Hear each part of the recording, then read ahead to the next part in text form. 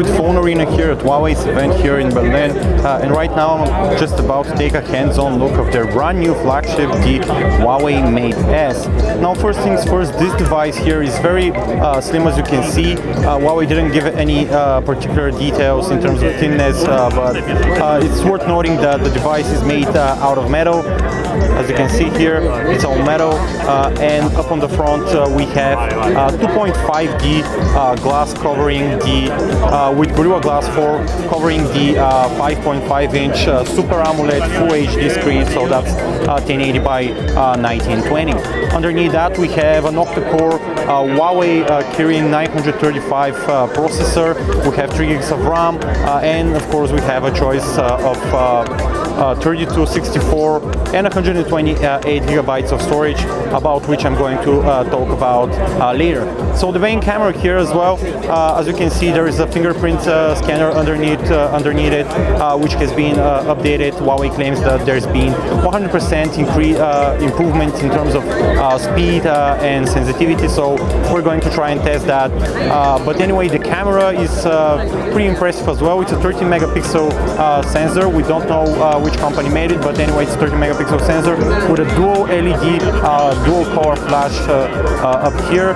We have optical image stabilization, and I think that about covers the back camera. Up front we have an 8 megapixel selfie camera, with something like a flash here, which is not exactly a full-blown flash, but it does wire up, so it does provide some lighting for all your selfie needs. Up on the bottom we have 2 speaker grills, so we have stereo sound, and as you can see, Huawei has actually left the screws underneath visible, just to add to that premium industrial feel of the device. And to be fair, the device sits very nicely in the hand. It's very compact for a 5.5-inch phablet, and again, it looks very well. So anyway, in terms of the software, Huawei spent a lot of time trying to highlight some of the features of the phone. Obviously, the fingerprint scanner was one of them. I have actually had it set it up already, and as you can see, it almost instantly lights up. Unfortunately, it goes to the demo mode, but anyway, there's another nice feature. As you can see, I can actually pull and retract the notification bar simply by scrolling on the fingerprint scanner behind. So it's fair to say that Huawei has spent a lot of time trying to figure out how to improve usability by using smart gestures.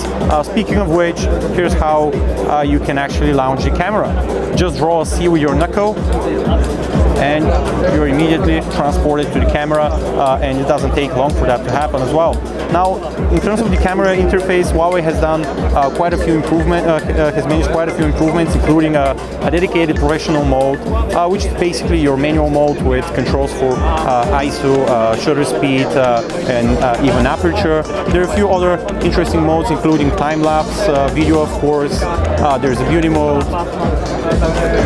and of course light painting, which is starting to be which is looking like something of a specialty for Huawei lately. So anyway, a pretty nice device overall. So you're probably wondering how much this is going to cost.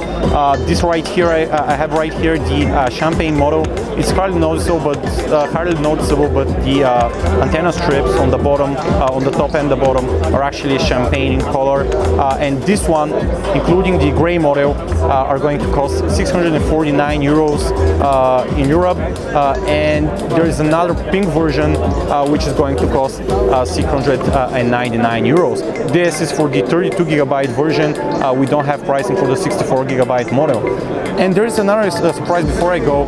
This is actually important. There is a third model available of this device with 128 gigabytes and what Huawei is calling Force Touch, which basically allows you to use the screen, use the touch screen to do some cool stuff, because the panel itself is going to be able to tell if you're pressing, with what kind of force you're pressing down on it. So one cool demo Huawei did on stage was actually measure the weight of an orange, so it's going to be able to do that as well. But one of the other features that they showed us was within the gallery. I believe I don't have the Force Touch model, so unfortunately unfortunately it's not going to be possible to use it. But basically, if you just press hard, it's going to allow you to zoom around the image inside the gallery, and Huawei is actually tapping the brains of anyone who wants to participate and accepting any suggestions in terms of what else to add to that fleet of features to Force Touch. But once again, we don't have pricing for the Force Touch model with 120 gigabytes of RAM, and we don't have a release date. So once again, this was Chris with PhoneArena with a very quick hands-on preview of the Huawei Mate S, the company's new flagship. Thank you guys for watching.